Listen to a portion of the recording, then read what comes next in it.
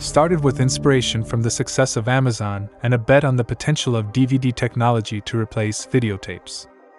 For over a decade, Netflix is at the forefront of the revolution that changed how we consume digital media. Just a few years back, the Netflix brand was synonymous with streaming for many. But today, Netflix is just one among the many platforms that have oversaturated the streaming industry, and its future will define how we watch media just like how its past did. This is the story of Netflix. Netflix was founded in 1997 by Reed Hastings and Mark Randolph as a movie rental service. The popular story behind the founding of Netflix is that Reed Hastings became annoyed when he got charged $40 by Blockbuster for returning a VHS tape 6 weeks late. According to Mark Randolph, this story was just a marketing gag. Hastings was the co-founder and CEO of a software company called Pure Atria, which was acquired by another firm in 1997, giving Hastings the capital to start Netflix. Randolph worked as the VP of corporate marketing for Pure Atria and was also the co-founder of a computer mail-order company, Micro Warehouse. Hastings and Randolph commuted together to Silicon Valley, and Hastings told Mark Randolph to come up with an idea which Hastings will fund. Randolph admired Amazon.com and wanted to replicate the e-commerce model pioneered by Amazon. They discussed their ideas for shipping items over the emerging internet. They thought that VHS tapes were too expensive to stock and too delicate to ship. That's when Randolph heard of a brand new product invented in Japan called the DVD. They realized DVDs would soon replace VHS cassettes as the home viewing standard. They decided to bet on the idea after a small test run of shipping CDs to themselves. On August 29, 1997, they created the company, Kibble. In April 1998, Netflix.com launched as the first DVD rental and sales website. For just a few dollars per rental, users could choose from more than 900 titles on the Netflix website and receive DVDs in the post. When they were finished with them, they would simply post them back to Netflix in the envelopes provided. Or you could also pay the replacement fees and buy the DVD.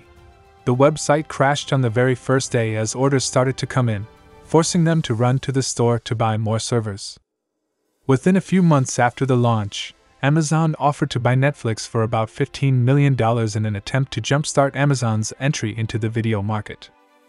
Randolph and Hastings decided that it didn't seem like the right moment to give up and turned down the deal. But they also knew that if they didn't sell to Amazon, they would soon be competing with it on the DVD sales market, and more than 95% of Netflix's revenue at that time was coming from selling DVDs. Netflix decided to focus on DVD rentals and slowly closed its DVD sales business altogether. They did maintain a brief partnership with Amazon in which Netflix included Amazon links for users to buy DVDs from, while Amazon provided links to Netflix for rentals. They also partnered with almost all of the major DVD companies to offer free memberships with every DVD player purchase. The DVD manufacturers inserted a Netflix coupon on top of the player in the box so that when the customer opened the box to install the player, the first thing they would see is that coupon. All of these partnerships brought a lot of users to the platform, but Netflix was not able to retain its customers. Netflix found it difficult to get consumers to come back and have a second try. Shipping delays worsened the situation as it took 1 to 4 days to ship a disc each way. Randolph designed the Netflix user interface to act as an online catalog of movies as well as a market research platform. He would constantly test different versions to perfect the user experience, and the data generated by these market tests led the team to create Netflix's successful business model, a subscription-based service at $15.95 for 4 DVDs per month with no due dates or late fees. They also came up with a queue system that subscribers used to specify the order in which DVDs should be mailed to them, and a delivery system that automatically mails out a DVD as soon as the previous DVD is returned. A $19.95 unlimited option was introduced the following year with a free 1-month trial period. This enabled subscribers to rent any number of DVD movies per month, receiving up to 4 DVDs at a time, without incurring per-movie rental charges, shipping charges, or late fees. The subscription model got the customers locked into the platform. The queue system speeded up the process for subscribers to receive another DVD once they returned their first one, motivating them to return DVDs and in turn eliminating the point of late fees charges. Netflix further created their movie recommendation system called Cinematch to recommend titles for their subscribers to watch based on their previous selections and ratings shared. This enabled maximum utilization of their DVD content catalog and helped in inventory planning. After the dot-com bubble crash, most investors did not want anything to do with internet-based companies. Netflix was growing quickly, but was not yet profitable and was losing money fast. In 1999, Netflix's revenue was $5 million, but they lost about $30 million. As the popularity of Netflix grew, everyone thought Blockbuster, one of the oldest video rental companies with billions in revenue, would soon enter the market and crush their young competitor. That's why Netflix decided to act first. So in early 2000, they invited Blockbuster to become a strategic partner and investor. The proposed $50 million deal would make Netflix the internet arm of the Blockbuster as Blockbuster.com. But Blockbuster laughed them out of the boardroom. They believed that the internet was overhyped, and the fact that Netflix is yet to turn a profit in 3 years did not help. Netflix reported a net loss of $58 million in 2000.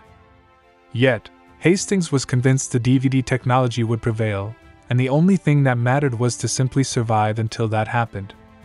While Netflix subscriptions skyrocketed and revenue crossed $75 million in 2001, they were still losing money. To keep going, Netflix planned to go public but had to hold off on this plan due to the continued effects of the dot-com bubble collapse and the September 11 terrorist attacks. They had to take harsh actions to survive, including laying off 1/3 of their employees. Netflix went public in May 2002, one of the first successful IPOs for an internet-based company after the dot-com crash, and raised about $80 million. They survived. In 2003, Netflix crossed the 1 million subscriber mark as well as became profitable for the first time and continued its growth, achieving growth in both revenues and subscribers. It nearly doubled its subscriber count and total revenue in 2004. Netflix's success attracted competition from established companies. The first wave came from the largest retailer, Walmart. Even with significant financial and retail advantages, Walmart's plan to undercut Netflix on DVD by mail rental pricing failed, and in 2005, the retail giant turned its DVD rental business over to Netflix, in exchange for promoting each other's businesses, Walmart's DVD sales and Netflix's DVD rental. Blockbuster realized their mistake and saw Netflix as a potential threat to their business, and launched their DVD rental service similar to Netflix in 2004. They quickly gained significant traction, reaching 2 million subscribers within 2 years, thanks to their already established stores and offers like free 2 months of subscription for those switching from Netflix and Walmart, and options like return online rentals in their stores. A blended model of online and stores was something Netflix could never match, and in one quarter of 2007, Netflix even lost 55,000 subscribers compared to the previous quarter, while Blockbuster's subscriber base continued its growth. But this venture was too costly for Blockbuster, which was already carrying roughly $1 billion in debt when the company launched its online business. This slowly led to the demise of Blockbuster. Without internal conflicts, bad management, and excessive company debt, Blockbuster would have killed Netflix. In 2007, 10 years after its launch with about 7 million subscribers, $1 billion in annual revenue, and delivering 1 billion DVDs, Netflix expanded into internet video on demand. At the time, personalized movie downloading and digital distribution was an entirely uncharted frontier. Broadband internet connections were not that common and the internet speed was not reliable. But Netflix decided to bet on the newer potential of the internet, again, and this was a huge shift in the company's business model, again. Netflix's approach to starting its streaming video service was a gradual process, prioritizing building a robust technical infrastructure first. Initially, the service, called Watch Now, was launched with just 1,000 titles, with up to 18 hours per month depending on your subscription plan, and only worked on PCs and Internet Explorer. Netflix started to partner with major consumer electronics companies to allow streaming on Blu-ray disc players, Xbox 360, and TV set-top boxes to stream digital titles on TV. Netflix initially worked on its own hardware to connect to television, through which streaming video can be played over the internet, called the Netflix player. But if Netflix shipped its own hardware, it would complicate potential partnerships with other hardware makers. Hence, the project was spun out as a new company, Roku. Over the next few years, Netflix partnered with yet more consumer electronics companies to allow streaming on Sony PlayStation 3, internet-connected TVs, and other internet-connected devices.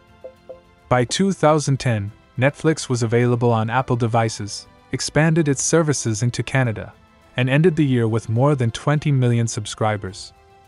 Nearly 30% of all North American broadband traffic during peak hours came from Netflix. Streaming over the internet meant lower investment to expand to international markets. Netflix's streaming service was launched in Latin American countries in 2011, followed by European countries in 2012. At the end of 2012, Netflix had about 30 million subscribers using their streaming service. Netflix needed to find content for streaming service and started entering into content licensing deals with television studios. The first major deal was with cable TV channel Stars in 2008, to broadcast their content library for $30 million annually. In July 2010, Netflix signed a deal to stream movies of Relativity Media and a 5-year deal worth nearly $1 billion to stream films from Paramount, Lionsgate, and Metro-Goldwyn-Mayer. Over the years, Netflix strikes deals with other major content creators and broadcasters like Disney, Time Warner, Viacom, Teamworks Animation, Universal, and 20th Century Fox. Netflix was the major player in the streaming service, and for television studios, the income from Netflix's streaming videos supplemented other geographical licensing deals. Content providers found that Netflix helped build audiences for their shows, as more and more people began tuning into Netflix. Customers discovering quality cable content, past seasons and episodes on Netflix, would later tune into the currently airing episodes of the series. The best examples of the Netflix effect are the television shows Breaking Bad and Mad Men. Netflix was growing rapidly, but they knew that they will have to face a future where major studios stop selling their best content to their platform. The only path forward for Netflix was to become a self-sustaining studio and produce its own content. The first time Netflix offered exclusive content aired on February 6, 2012, Lilyhammer, and was a relative success. Bigger original shows soon followed, with extremely well-received shows like Orange is the New Black, House of Cards, and The Stranger Things. Netflix also started to produce and buy exclusive rights for foreign language titles, as well as pick up popular shows by co-producing newer seasons. Airing the entire season all at once was a bold move by Netflix and revolutionized the way people watch TV shows. Netflix is spending about $17 billion per year now on original contents to hook its current and future customers from over 190 countries. The most important reason behind Netflix's incredible growth is the fact that it's a tech company first. Netflix was always quick to catch up on technological shifts. Netflix was one of the first major companies to build a highly robust cloud infrastructure, which has enabled the company to scale up seamlessly during exponential growth and do things like expanding its service to 130 countries on the same day. Regardless of how many shows or movies Netflix produces, it needs to ensure that its 220 million subscribers can watch them without issue, no matter where they are in the world, which device they own, or how fast their internet is. Netflix is constantly re-encoding its content to reduce the required data and internet speed for streaming, but maintain the picture quality at the same time. These improvements are especially important for developing markets where Netflix is trying to grow its business. Cinematch was Netflix's first movie recommendation system and played a major role in its initial growth. In 2006, Netflix launched Netflix Prize, a competition with $1 million prize money, to create an algorithm that would substantially improve the accuracy of predictions about how much someone is going to enjoy a movie based on their movie preferences. Over the years, Netflix has taken data beyond rating prediction and into personalized ranking, image selection, search, page generation, messaging, marketing, and more. Each single title image you see on Netflix is now selected specifically for you. In 2011, when the number of customers who were primarily streaming shows outpaced those who were renting, Hastings described Netflix as a streaming company that also offers DVD by mail. This shift encouraged Netflix to separate its DVD rental and streaming services. Quickster, the new DVD by mail, and Netflix, the streaming service, would operate on two separate websites without integration between the two, requiring users to pay two different companies each month, maintain two separate profiles, and post any movie reviews twice.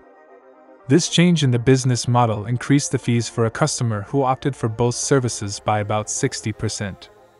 As a result of this abrupt price hike, 800,000 subscribers left the service, forcing Netflix to kill Quickster within weeks after its launch. Both the DVD and streaming services were put back under the same Netflix banner, but the services were separate and with the new pricing model. To Netflix, this was a necessary change in the business model. Streaming service was becoming more and more popular, and the certain future. This meant Netflix had to spend a lot more money on building newer infrastructure, content licensing, and so on to continue building the streaming service. The Quickster debacle is often seen as a PR disaster due to the communication gap with their customers and a small dip in an incredible growth history. But recently Netflix seems to be in a similar situation where it's losing subscribers due to a rise in prices and increased competition. As competition with newer platforms becomes tighter, Netflix is one of the only streaming services to lose paid subscribers in the first half of 2022, falling by 200,000 subscribers in the first quarter of 2022 and almost 1 million subscribers in the second. The Russian invasion of Ukraine also had an impact here since Netflix had to cease services in Russia. Apart from the war, the increased competition, and losing licensed content to the competition, Netflix has a bad reputation for price hikes and canceling shows after a few seasons. Even though Netflix is creating many original contents every year, and some of them are sweeping in awards, there seems to be a quantity versus quality problem. The majority of the original titles are failing to please the platform users. In response to downward trending numbers, Netflix has cut jobs, spending, and canceled shows. Netflix has reversed this decline by adding 2.4 million subscribers in the third quarter and is projecting to add 4.5 million subscribers in the fourth quarter. Already a lower price service with ads has been introduced in a bid to attract more customers. Netflix is now experimenting with gaming. The Netflix app quietly added a gaming section in late 2021 where it features Netflix's own games based on their original shows like Stranger Things, as well as other mobile games that Netflix has bought the rights to. According to a report published in August 2022, Netflix games have an average daily audience of 1.7 million users. Many are not impressed with this number since this is less than 1% of Netflix's subscribers. Netflix right now is just experimenting to figure out what things are going to resonate with their subscribers, and what games people want to play, and is focused on the long-term prize. Every digital service is fighting to get users' attention, and Netflix is doing the same. Maybe gaming is the new venture for Netflix's future. Building and supporting a library of games that can compete with Game Pass or Apple Arcade isn't cheap. The company has already acquired 3 major gaming studios and is planning to set up its own gaming studio. The company is also seriously exploring a cloud gaming offering, attempting to peddle video games that people can play even if they don't have an expensive gaming computer or coveted console. Google's Stadia and Amazon's Luna have made the same play, but these services have struggled to attain mainstream user adoption. We'll have to wait and see how Netflix's gaming future will turn out. Netflix is one of the world's largest and most successful subscription companies. For the past 25 years, Netflix is in the forefront of home media revolution, and today it's fighting with hundreds of similar services to keep the market share. Many of the popular licensed titles are being removed from Netflix as content producers are creating their own streaming services, or they are being taken up by other competitors. This and the fact that people are ending up paying more money due to being forced to subscribe to multiple platforms is creating a negative outlook on Netflix for many. Netflix might be the only major streaming service that is currently profitable, even after spending billions on creating original contents. As we saw, Netflix has defeated major competition in the past. Will it be able to do the same this time?